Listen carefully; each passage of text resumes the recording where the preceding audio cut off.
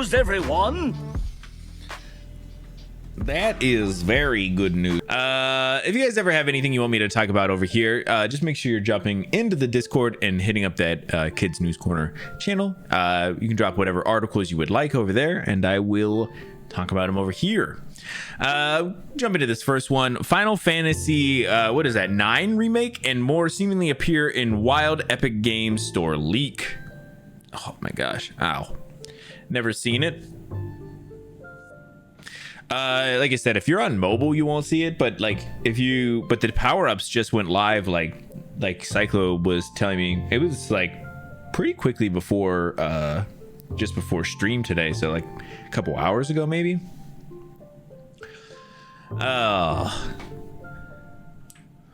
Let's get in here.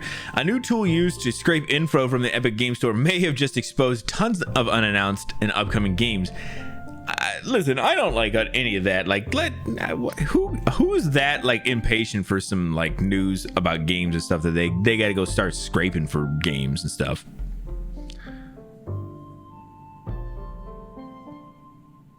Didn't see shit then either. Oh yeah, it must have been in between those two things then, man. Like a long rumored Final Fantasy 9 remake and a new Turok. Well, listen, I'm all about a new Turok though. No, but I wish like the company could just you know, they would get to announce it. I don't want to see like, oh, there's going to be a new Turok. Like just announce. Let me see it when I see it. If accurate, the database listings could end up being the biggest batch of clues about new games since the infamous Nvidia leak. Epic DB, which was shared on the gaming forum Reset Era on June 12th, let users search Epic Game Store listings, including entries that wouldn't normally appear on the front end of the digital storefront. Initial results for publishers like Square Enix and Rockstar Games revealed entries with code names for games that hadn't been announced yet or don't currently have PC versions. Fans have been combing through the names and looking at corresponding data like cloud saved paths, file size, and associated DLC to speculate about what mysterious listings there might be. Interesting. Oh, I'm not in a category. How interesting. How did that happen? Thank you. I'll set it real quick. Probably your favorite in terms of design and aesthetics. Really, that's pretty cool, man. I don't care about any effing of these things, you know? Fuck them. Fuck Final Fantasy. Timothy Oliphant and Josh Duhamel. Yeah, that's one I feel like people have seen a lot, though. Watching a movie, oh my god, that's hilarious. But they aren't related. Yeah, I knew they're not related, but I do remember seeing some stuff about them looking alike. But yeah, so I always, with this kind of stuff, I'm like, hey, yeah, if somebody drops it in, I'll definitely talk about it, but I also am not gonna linger on it too much because it's not super worth going into detail because it is all just rumor and speculation right now because nothing has actually been officially announced. So until that happens, we will just see. Monster Hunter Wild devs explain Gemma, biggest weapon changes, and more. This is the interview that I was kind of alluding to earlier that I got on. I figure we can go over a few things real quick. So like I saw some stuff like about what inspirations did Wilds adapt most from World and Rise, and what might be the most surprising change. So there was a lot of this kind of going back and forth about some things, but I thought this was interesting. They were talking about Rise and they said we went back to handheld. We were kind of aiming for a more casual experience, a bit more sporty of a feel, and more playability for players, kind of easier to pick up and kind of play a game. So they even mentioned like how like Rise was very much to them just like a very they felt it as like a lot of an easier game you could just jump into. And like I said, like I thought it was interesting that they said like sportier, and I was like, interesting. That is kind of how I felt about it. So I thought that was pretty interesting. So Rise is watered down. I don't think that's what they're saying, but I think that there's definitely a little bit of something you could kind of associate that, like that Rise definitely wasn't quite as intense, I think, as some previous games have been. And I felt that. I love Rise, but I think Rise is so much easier than World is. World is like one of the toughest Monster Hunter games I've ever played. And maybe it's just because maybe it's just because my playstyle is speed, but I felt like, yeah, World is just more tough for me. I also didn't play enough of World, I think. So they also talked about some of the everything kind of looking more cinematic and a lot of those kinds of things. Pretty cool stuff. I think one of the things that Cyclo specifically highlighted was that there is still this weird thing. So in Rise, when you would join people and they had not watched a cutscene, everybody just watched the cutscene together, and then when the cutscene was over, you jumped into the battle. And World, it was like you couldn't join those people until they went through their cutscene. And so we were like, okay, you had World and then you had Rise. Rise kind of showed you just show everybody the cutscene and keep going. And then they were like, nah, actually, we're just going to do the same thing. So they're going to essentially force people to have to go through a cutscene before anybody can join them on a quest and stuff. And to me, it doesn't make any fucking sense. There's just some weird things like that where I'm like, why guys? Difference between in-story cutscene and preview trailer cutscene. Do you know what it is? Like, do you know, like, I mean, I know like what you're saying, but like, do you know, but is there a reason why? Like, I don't know, like just show like that person's cutscene then, and just make us all sit through it. Like everybody else, like, well, I guess we'll just wait. Like, I don't know, just what a weird thing to keep together. But they did talk about like if you SOS when you're not online, they said NPCs will come and help you fight, which is pretty cool. That's a cool thing. I know that was from a previous Monster Hunter, I think before Rise or Sunbreak. Maybe Sunbreak did it first, or did it first for the Rise series, like that or that one, but where you could have like companions and stuff come out. So they said that'll be a thing. I saw a thing also about how the cats can talk now, and that was something I completely forgot about. They talked about your Palicos will speak English or whatever language you set it to, and I was like, bro, why? And then the guy said in the demo that they watched, he yelled out like, hey, the trap is set, you know, and it was like, oh great, I didn't have time to read the text on screen, I know the trap is now set. I was like, okay, got it, I understand. Apparently you can still set it back to meows, and it should be. World was just too stupid. That's mean. In World, they had to up the stakes with each update, that the difficulty just got too ridiculous towards the end. Yeah, there's some of that, man. I don't even know if I think it's stupid. I think it's just you have to grind through it.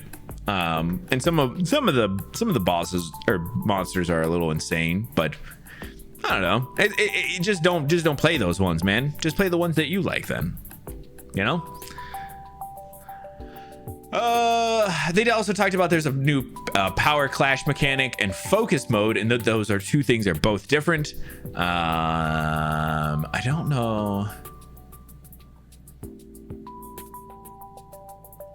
So then they talked about Gemma, Gemma, I think.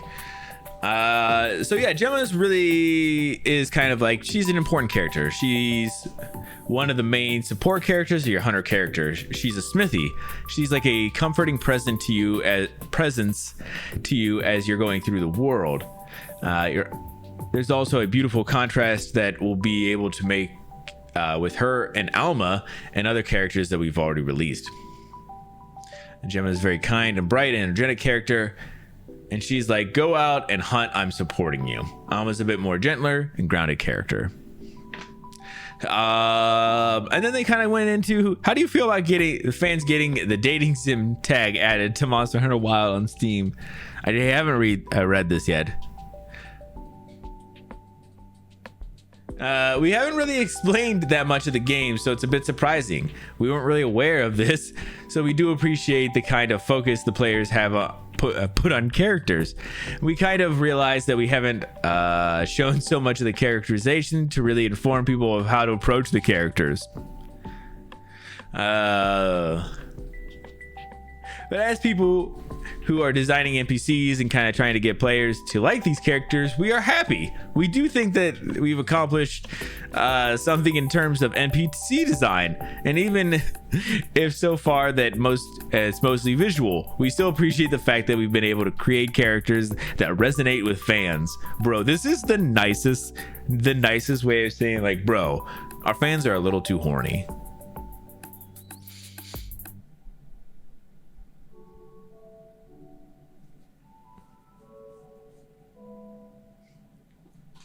Story elements, Capcom, they don't need the story elements. I don't mind them having it. I'm fine, put them in there, that's fine. You know, listen, it's a game.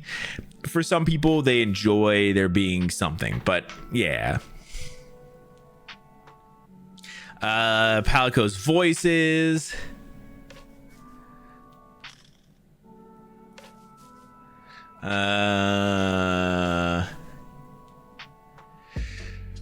Can you tell me if any weapons get big overhauls, kind of similar to how the hunting horn got an overhaul in Rise? Yeah, so if you had to really answer this briefly, it's really the two bowgun types. So the light bowgun and heavy bowgun have received some of the most kind of broad action changes, as well as the hunting horn. A hunting horn is going back to a more world-based action, but on top of that, it also introduced a lot of other changes.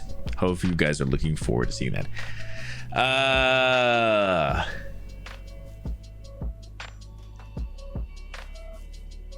So yeah, lots of good information. It's definitely worth going through and reading. I didn't go through every bit and every nook and detail, but there's lots of information out there at this point. Because there was also like a behind closed doors demo that they talked about as well. So definitely worth checking out.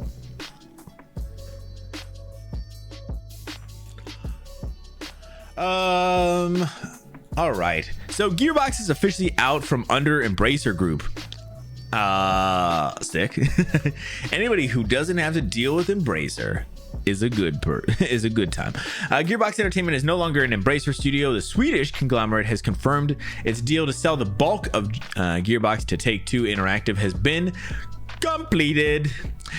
On the 28th of March 2024, Embracer Group AB entered into an agreement to divest Gearbox Entertainment to Take-Two Interactive.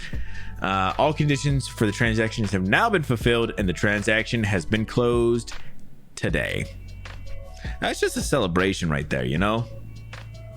One massive corp to another. Yeah, but Take-Two, I think, is actually like not an absolute terrible company, you know? I feel like they're not. I don't... Like, Embracer has like people know that that's a shit company. I feel like Take-Two is at least okay. I mean, listen, there is like a certain level of like for what somebody's gonna buy that for, it was going to be another massive company. You know, like there's no way like a smaller company was gonna be able to buy it.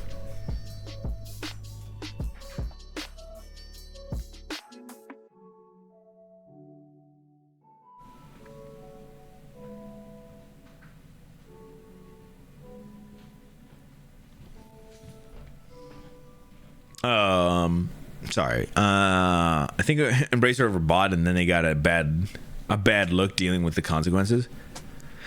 Yeah, maybe, but like they're the ones who did that to themselves, and I'm never going to be the person who's going to give them a break. Like they're not a good company. Yeah, and I'm not going to be like, oh, you guys fucked up. I'm so sorry for you, but yeah, like they have to deal with it, and they've dealt with it in kind of some strange ways. I just think that it's crazy how much, it's definitely crazy how much Embracer's become like a villain in all of this. But I mean, that's what happens when you do this, you do that kind of shit to yourself. It would always be nice if like these companies could go independent, but there's just no way for some of them to do it, Who's douchey and who's not with all the douchey news about Corpse? I mean, just essentially most of all of them, man. So they look like assholes because of a mistake, as opposed to companies who are just assholes just because. Fair. That could be fair. I feel like there was some other shit with Embracer that was not great too, but it could just be because they were having to lay off everybody.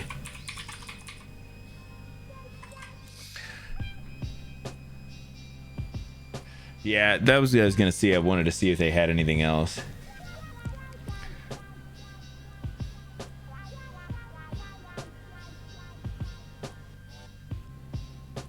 I just know that a lot of companies seem to have been buying all the other companies from Embracer though, which is crazy. Because I even came across the one where Nintendo acquired that other company, Shiver.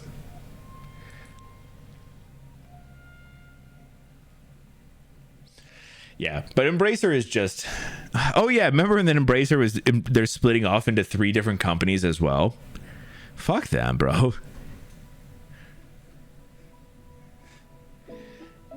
They're definitely like having to deal with their own all of their stuff. I feel like they've just made bad decisions, which I mean, yeah.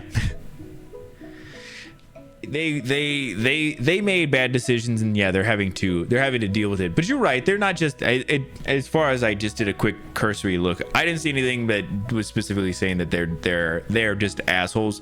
Like, what was it, like Blizzard and stuff had some, I shouldn't just call out people if I don't know, but I thought Blizzard had some weird like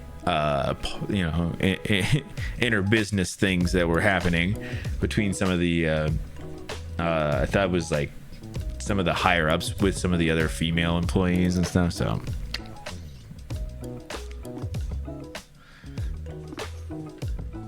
per quarter, yeah, that's true. Yeah, I 100% believe that Embracer intended to do good things with those companies. They just, they couldn't. You're right, they overbought or whatever, but yeah, but they're definitely still the assholes at this point, even if it's unintentional. I know you guys were just thinking who something about Power Rangers. What was the question the other day about Power Rangers? Who's asking for Power Rangers stuff? Maybe that's what it was. Well, somebody was. Power Rangers series is no longer moving forward over at Netflix, but it is not dead yet. Why is this happening? Who is this for? I don't know. To be honest, I actually don't know why this is happening. This is the kind of stuff, like a video game I can kind of get behind, but like spending like time watching a show, like why would I watch this show? You know what I could see it as though? I could see it as like a parent who grew up watching the original Power Rangers, and there was a new show and they could show it to their kids, and they could be like, my kids like it, and I watch it with them, and there's some nostalgia or something like that. I could see that. But like outside of that, like this is such a niche kind of thing. Netflix is reportedly no longer pursuing plans for its live-action Power Ranger series. The show is no longer moving forward after more than 2 years of work, according to information that was first shared by a person over on Twitter and later corroborated by Live TV Line. Sorry. Hasbro is now said to be looking into taking the series to a new creative direction with a new partner. So, like I said, just a quick thing, especially because we talked about Power Rangers the other day. I had to. But man, like I said, it is weird. Like, like I watched Power Rangers when I was growing up. There's no way in hell I would watch a new Power Rangers. Like I would be like, yeah, this is dumb. I have no nostalgia for new Power Rangers. The only way you can sell Power Rangers is porn, bro. Jesus Christ. All right. All right, Ron. Well, listen. Apparently Ron's more American than most of us. Jesus, my man is over here like, his first thought was, well, it should be porn, apparently. All right, well, we know Ron's opinion. All right, Ron, which Power Ranger was your favorite? Come on. Which one did you want to see?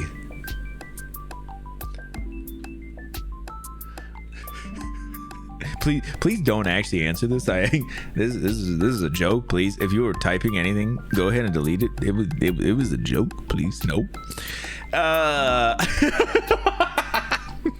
I don't want to know. Unless that's the red one, then I'm kind of in. No, I'm just kidding. Don't stop it. Into Rita, not Rita. God, bro, he better not be. Maybe I feel like he's into, oh my god, I wish I knew his name. It's not, well, I'm gonna say Lord Zed. So there's a new Jesus Christ. There's a new Adventure Time movie and spin-off shows in development. I kind of mostly put this in here because I know Vash really likes or liked Adventure Time. I thought this was just kind of interesting. Cartoon Network Studios are developing 3 new Adventure Time projects, including a movie and 2 spin-off TV shows. Announced as part of Warner Brothers Animation Studio Focus presentation at the Annecy International Animation Film Festival, the Adventure Time movie is being put together by 3 significant Adventure Time veterans, including original showrunner Adam Muto, Patrick Mahale, and Rebecca Sugar. It will see Jake and Finn embark on their greatest adventure yet. Alongside the film, Cartoon Network Studios also greenlighted production of Adventure Time side quests, an episodic children's show that takes place during the Finn's childhood when he was dreaming or had dreams of heading out on an epic quest and fighting monsters. The second spinoff is the preschool aimed Adventure Time Hey BMO, starting the Game Boy like sentient game console BMO. Interesting. Okay.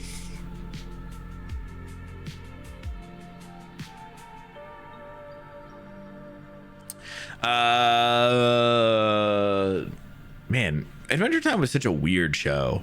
And it's kind of weird that they're doing like a movie, like, or the movie is fine, whatever, but then they're doing 2 shows that are like not aimed at the same audience. That they're like, hey, let's do like one for kids and one for preschoolers. That is so weird, especially because I'm pretty sure there's times where like Adventure Time got a little dark. So I mean, like, obviously they can't incorporate that stuff, right? I don't know.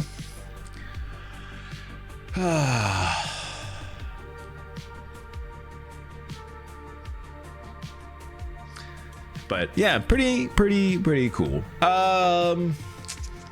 Sony has acquired Alamo Drafthouse Cinema.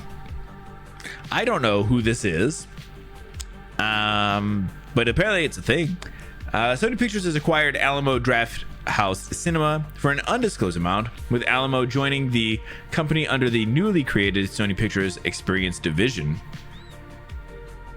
Sony makes video games. That's true. They do make video games as well.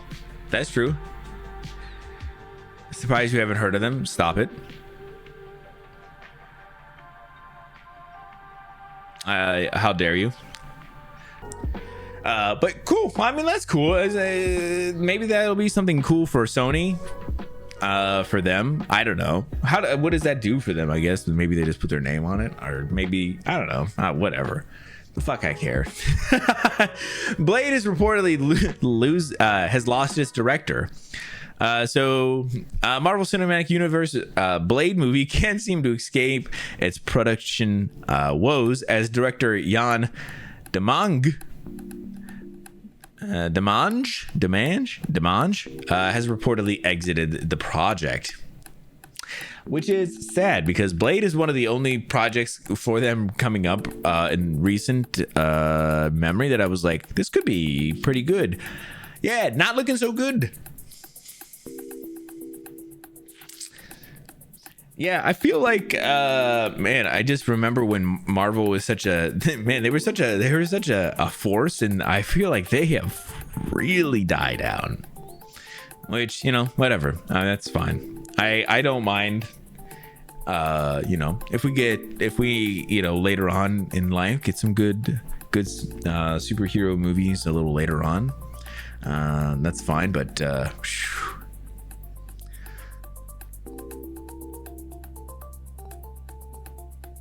they should rehash High School Musical, bro. What? Bro, what? Isn't Zac Efron in those? They could just bring him back, couldn't they? Jesus. So news on the latest behind the scenes Marvel changes come from The Wrap, which says it has learned that Demange departed the Daywalker Marvel movie, quote, a while ago. The report adds that the split was entirely amicable. No replacement director has been chosen yet. So, like I said, I thought this was I was kind of excited because I thought this was one of the only upcoming ones that I was like, oh, that could be really cool. But you know, listen, we always have the old Blade movies. We're just gonna have to settle for those. PS5 owners will soon be able to join Discord calls directly from their console. So Discord is getting some bigger integration within PS5. And there's going to be an update rolling out that allows PS5 users to join a Discord call directly on their console. I did not know how the Discord integration worked as of right now, but apparently you could not just join calls. I figured that was like a normal thing. Sony and Discord announced PS5 integration for the app last year, but before today's announcement, users who wanted to join a Discord call from their PS5 had to manually transfer the call to their console via the Discord app on the mobile device or computer. What? That is insane. Yeah, this is something that had to be updated then. This new update now streamlines the process, requiring just your PS5 rather than two devices. That's good. Yeah, I haven't messed with it. Well, probably for the best, because it sounds like it was, again, insane to have done before. Do they have a video of this, or is this just like a we have news?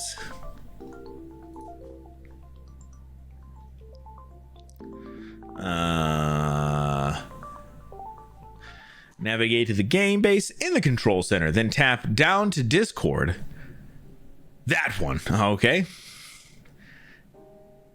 Now you can select a server and choose a voice channel. Okay, cool. Yeah, so it is exactly like how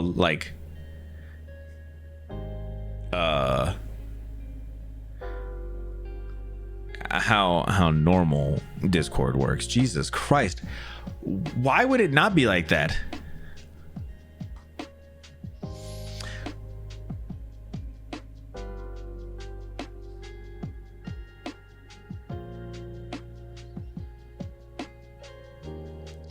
Direct voice chats.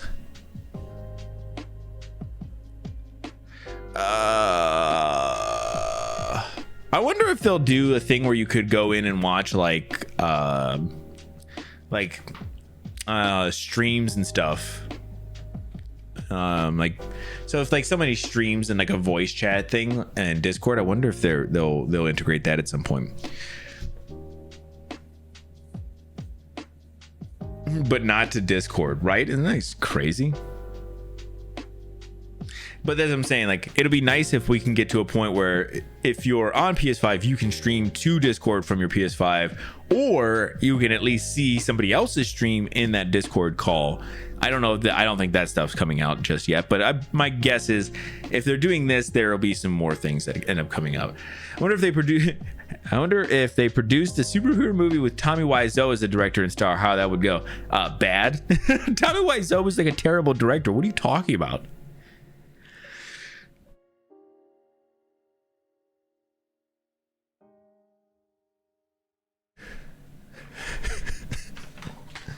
Damn, I was over here sneezing, man. I was sneezing because of how allergic to that bad idea I was. I didn't hit her. I did not. Oh, hi, Mark.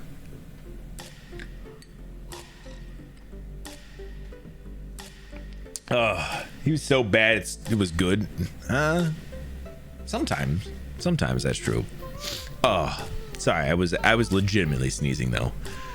All right, and let's just go over Futurama has a just a quick look at their new season 12, and a release date for season 12, which is crazy.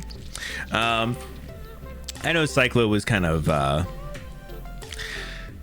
SMHing a little sus on this one, but I feel like this was just cool to show off because they actually do show some of the voice actors who I believe deserve some love. So here, guys, let's take just a quick look here, a little preview. Good news, everyone. We're back, baby. Let's do it. We're back. Do this. Leash! We're back, and I will destroy you. All right. This is the best day of my life. Good times. Good times. Yeah, that is right. July 29th. Like, this is so quick. I'm a little... I mean, listen, they had some time after the newest series to have another season, but I was surprised. I'm getting another season next month. Not mad. Yo, Vash, what's happening, buddy? So yeah, pretty cool. I'm excited, like I said, and I'm it's probably not going to be great, but that's fine. Again, this teaser was mostly just so that you could see some of the voice actors and stuff. Like Billy West is one of those guys who I think is and I don't think he's probably not underrated, but good Christ. Sorry, Billy West. He's like a phenomenal voice actor, and I know when COVID went around, he got COVID and he got absolutely wrecked. And I know it has messed with his voice a lot, but he is still out there doing it. And I think it's just amazing to see. That is going to be it for the news. I will see y'all on the other side.